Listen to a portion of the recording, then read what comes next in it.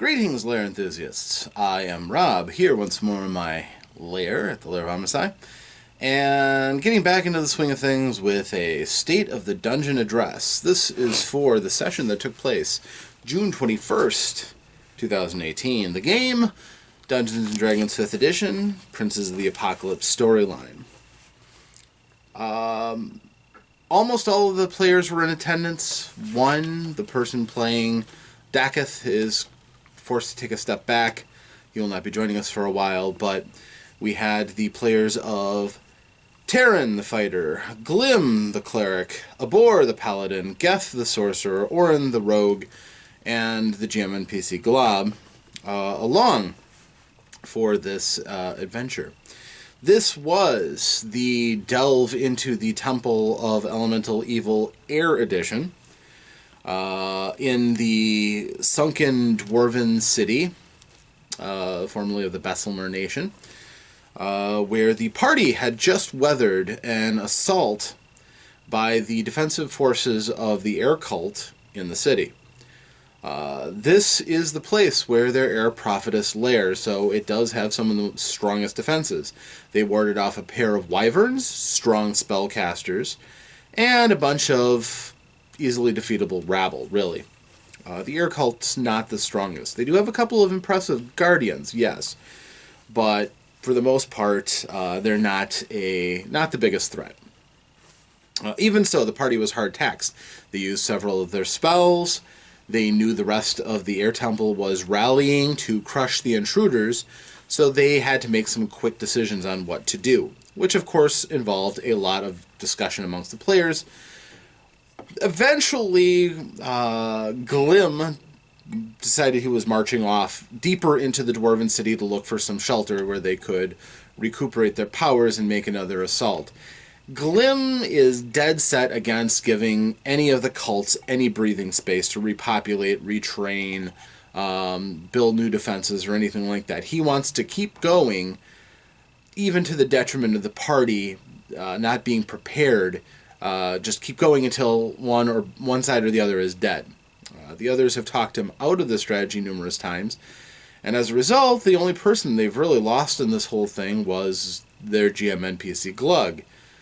So they're keeping each other alive through the aggressive tendencies of the followers of Clangon and Silverbeard.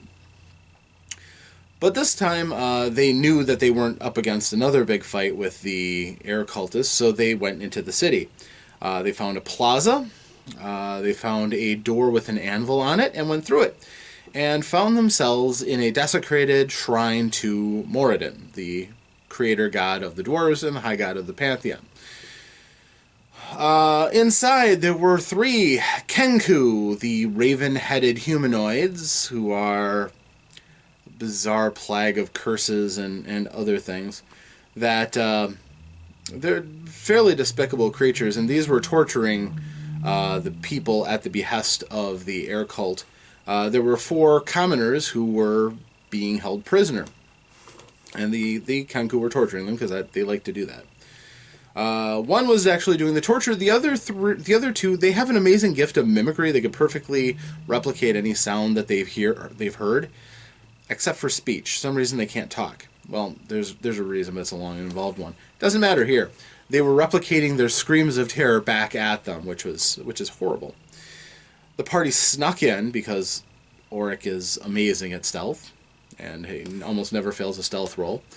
And the group went from, ooh, what's in here, to charge, let's kill these evil creatures. Glim managed to go first. Natural 20 on the initiative will do that for you. And I let him attack with advantage. You know how on those funny dice, there's always generally a chance of failing? In D&D, it's a 1. You have a 1 in 20 chance of failing. With advantage, you get to roll 2 dice and take the best one. So almost no chance of fumbling or doing poorly.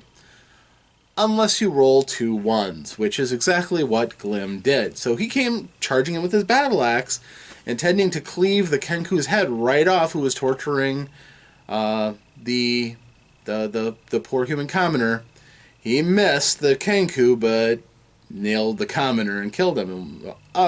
Disabled him in one shot. Didn't quite kill him. It wasn't a very strong hit, and but it's enough to give him crap for a while. Went from a 20 initiative to 2 1s in a row on that strike. So, the others came pouring in. In the first round, the group basically just teed off. They killed one of the Kenku pretty much outright. They wounded the leader, the torturer. And through combination, Glob throwing a bolt of fire, Boar charging in and attacking, Terran basically guarding the door and blocking it so they couldn't get attacked, or the Kenku couldn't escape. Your pick which one was more important to him at the time. After the second round, there were no survivors. The Kenku all had died. They had managed to cast Spare the Dying on the fallen commoner, and eventually they brought him up to consciousness again. Well, they were told that these commoners were just traitors who were captured by the air cultists and tortured. One of them had a wife who was taken down below, so they know there's someplace further down than this. And they were kind of discussing things. There was no other way out of this place. There was a solid door. And they thought, well, this is a terrible place to get caught in. There's no escape. The wyverns can't come in here through the door, but the rest of the air cult can pretty much continuously lay siege to us. So this is not a good place. So they tried to leave. Found out that the door would not open. I decided to take pity on them, especially since Dakith wasn't there to help out, who was a strong fighter. And the group had done an excellent job tactically of creating a great kill zone to make maximum use of their spells and things. Their initial burst was really good against 2 waves of the air cult attacking with spell and wyverns and their monks called hurricanes. For the most part, they did an excellent job, and they were weakened, but they were kind of cut off from fleeing the temple. And Moradin sent a champion to help them out. Nothing major, because they can't directly intervene. But what he did was he caused the stone to forget that a door had been cut out of it. He basically sealed it up the way behind them to a time before that door was made. And it being stone, they couldn't hear the party behind it. His name is the Least Stroke of Moradin's Hammer. That's his full name.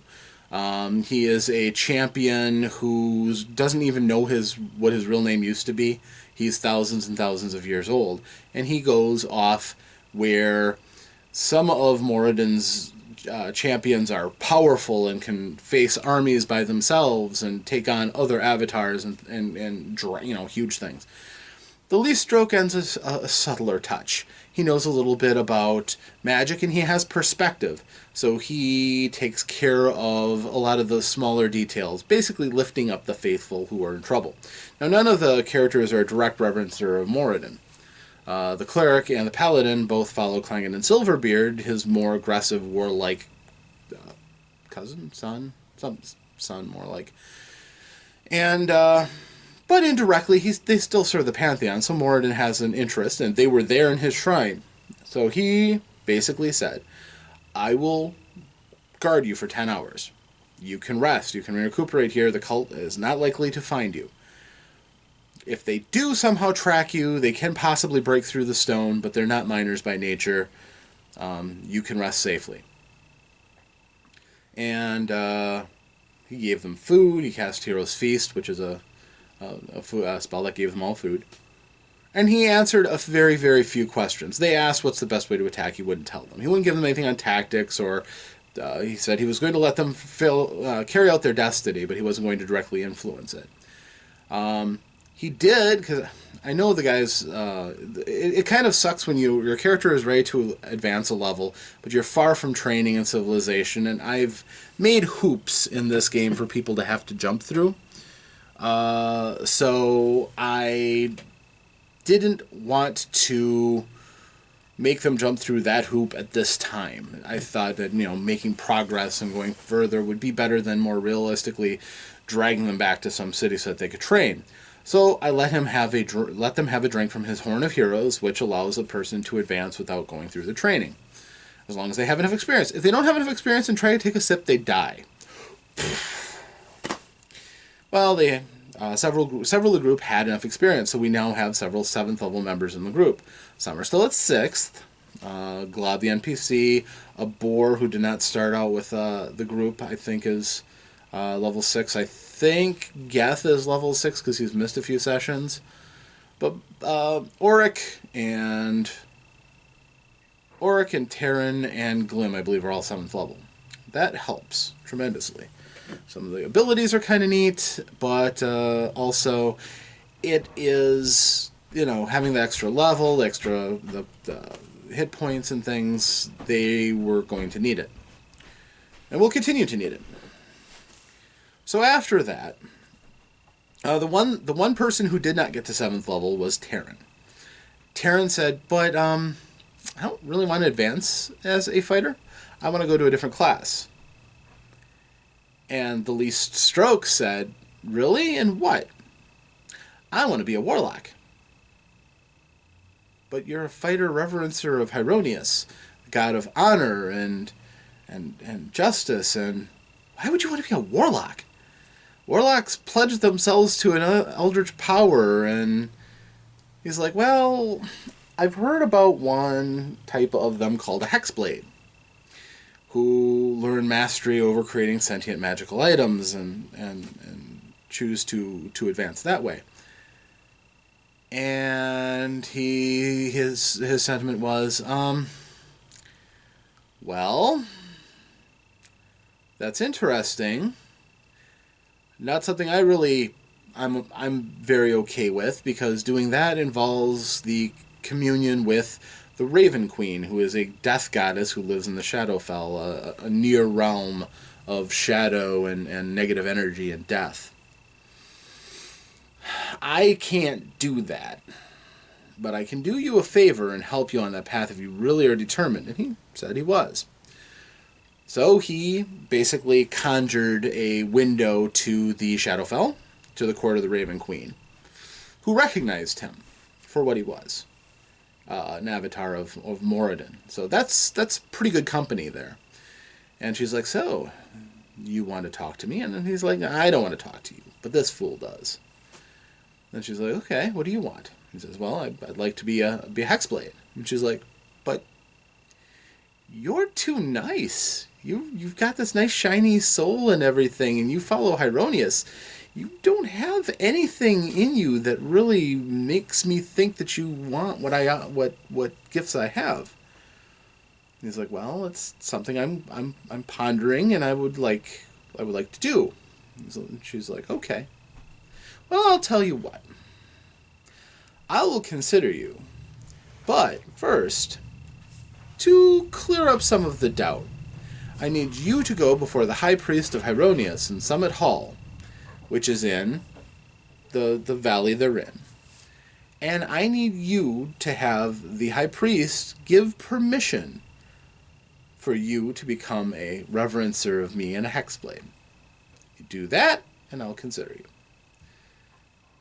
It's a nigh impossible quest, but through good role-playing and determination and possibly a quest, could be interesting. So, we got that resolved. So the group is ready to take it to the air cult. They're all healed up again. Every spell is loaded for bear. A little bit higher level. Glob gets an extra fireball. It's good. So the group goes off. They go through after 10 hours, for the most part, the heat has died down. The cultists found some caltrops that Glim had left behind, so there were some cultists with sore feet. The only problem is, unless people are pursuing you, one person will step on some caltrops, then everybody realizes they're caltrops, then they sweep them away. Caltrops aren't very effective for a large deterrent, mostly to deter pursuit. So, it was kind of wasted. But I gave one cultist minus 1d4 hit points, minus whatever he healed. So, they go back, and in the center of the sunken city is the ziggurat. It was originally to Moradin. And there's this nice moat going around with submerged dwarven statues up to their necks, and it's pretty stark, and it's dramatic and elementally tied and everything. So the group's like, okay, well, what are we gonna do? They look around, see if there are guards. There's two wyvern riders who are standing guard. One is wearing a really nice suit of armor, and he's probably special and more powerful. Their first thought is, how can we take them out? Anything we do that'll fight them, if we use our biggest weapons, that'll be noisy. It'll draw everybody to us, and we'll be back in the same situation we were in before without the benefit of setting up the kill zone and everything like that. And we really don't know how many more of them they've got. So they settled on using an item that they had gotten to help them against the Earth Cult. It's a potion that creates a pass wall effect. And they used one of the doses of it to create a wall inside of the ziggurat and walked right through. And the entire ziggurat, the base level, was one big open chamber with pillars going up to support the next chamber. And there were 5 cultists. 3 of them were just rank initiates. One of them was the Skyweaver, the Wyvern Riders, his spellcaster. He didn't have his Wyvern, though. And the last one was a Hurricane, their monks. Kind of nasty in a close-up fight, but the party has outstripped how difficult they are to fight. Back when they were 4th and 5th level, they would have been tough. Now that they're 6th and 7th, not so tough. So they charge right in. They lead with a fireball. The weakest fireball I think I've ever rolled. It was terrible. It was all 1s, a couple of 2s, and 1 4. So on a 8D fireball, it was like 14 damage. It was paltry.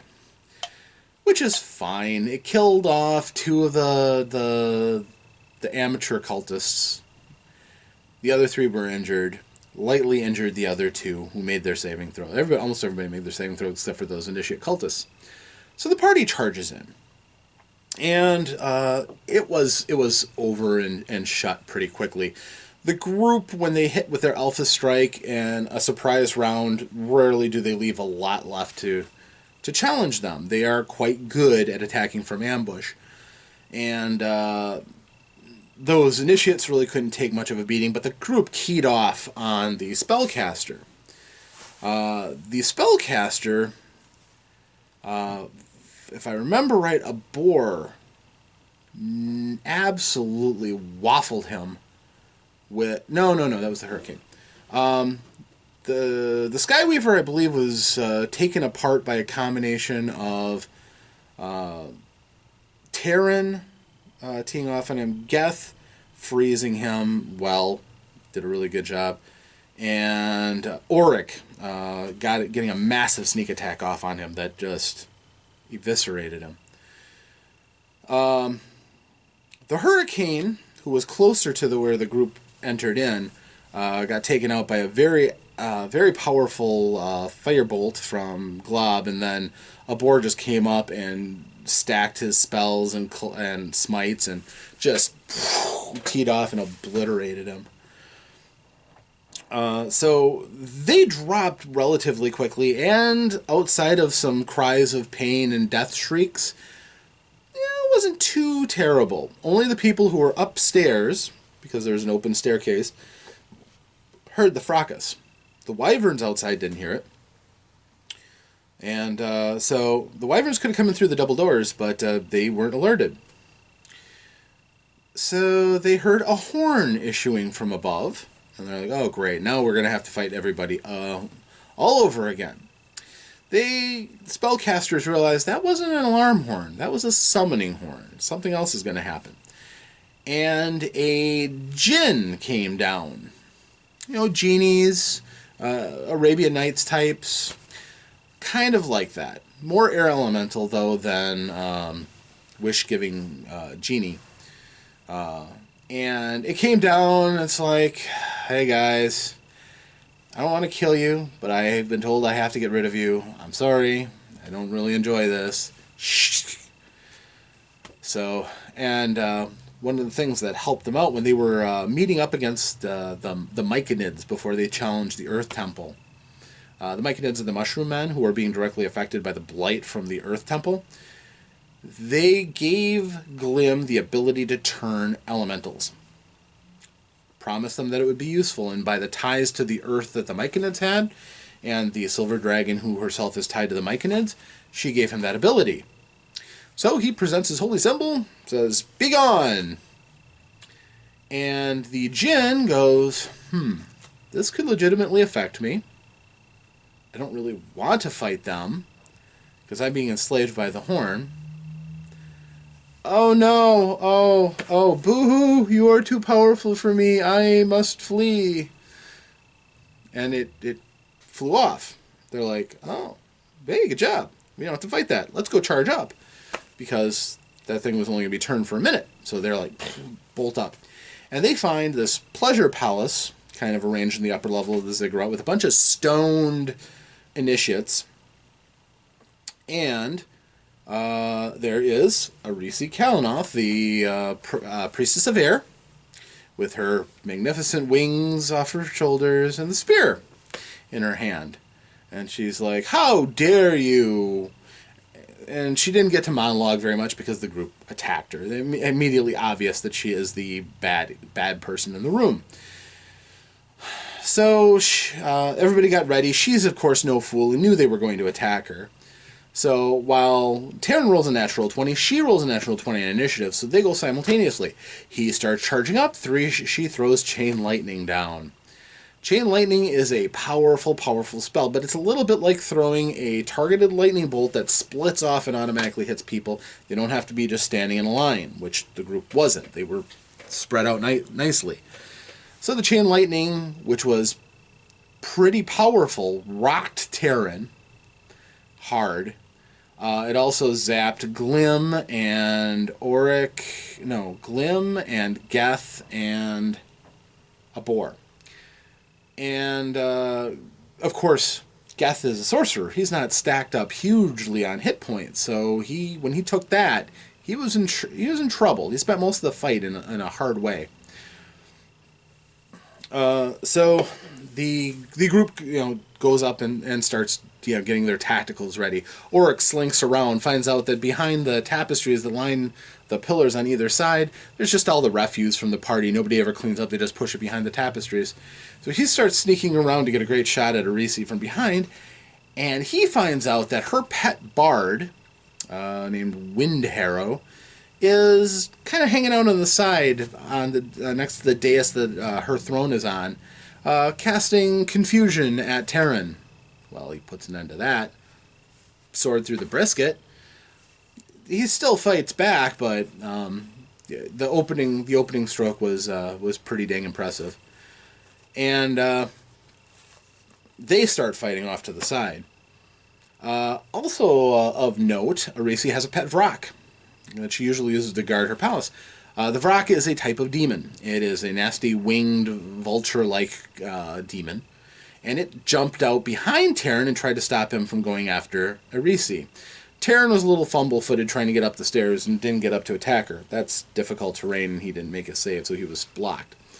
So the Vrak comes over and tries to stop him. Hurts him a little bit, but he continues upward. The rest of the group suddenly, oh, it's a real demon. We should take care of this because this is worse than the priestess, the prophetess of air. So the group, the paladin charges up, uses his smite, bam, hits it, and then hits it with another shot. And Glim moves up to attack. Geth moves up to attack to get into better range with his spells, so he could channel a lightning bolt up through everybody, including, unfortunately for him, Terran. So Terran catches a lightning bolt in the back, as does the Vrak and Aerisi. The downside, the Vrak and Aerisi are resistant to lightning, so they are only taking half damage. Yeah, Terran wasn't resistant at this time. Glob, who can change the effects of the transmuter stone that he gave to Terran, casts Enlarge on Glim, making him bigger, so that he can, as a reaction to that, change the effect of the transmuter stone that Terran has. And he uses it to change the effect so that he's now resistant to lightning. This is a little bit of the shutting the door after the horses have gotten out of the barn. So Terran decides, I don't need to chop up this elf in front of me. I think it would probably be better if I just, grabbed spellcasters. If they can't cast spells, they're not that dangerous. If I'm just going to wrap her up. And Glob, who also rolled a natural 20, before Terran moved up to grapple her, cast a Dispel Magic on her. So all of a sudden, those nice wings she had, that's just an illusion caused by her own insecurities and madness. He dispelled that. He dispelled the fly spell she had on her. He dispelled the displacement she had on her. He dispelled like 4 different effects, which ticked her off. So she turned around. She was going to fry the little guy with the lightning bolt, and he just counterspelled it. He has that spell. So, blink. No, you didn't hit me with that. She was mad until Terran grabbed a hold of her, pinned her arms to her side, and then just belly-to-belly suplexed her off the side of the dais, which is 20 feet up. They both slammed into the ground. Her with a 280 pounds of muscled, armored human warrior on top of her. She didn't take that very well. So she took quite a bit of damage from that.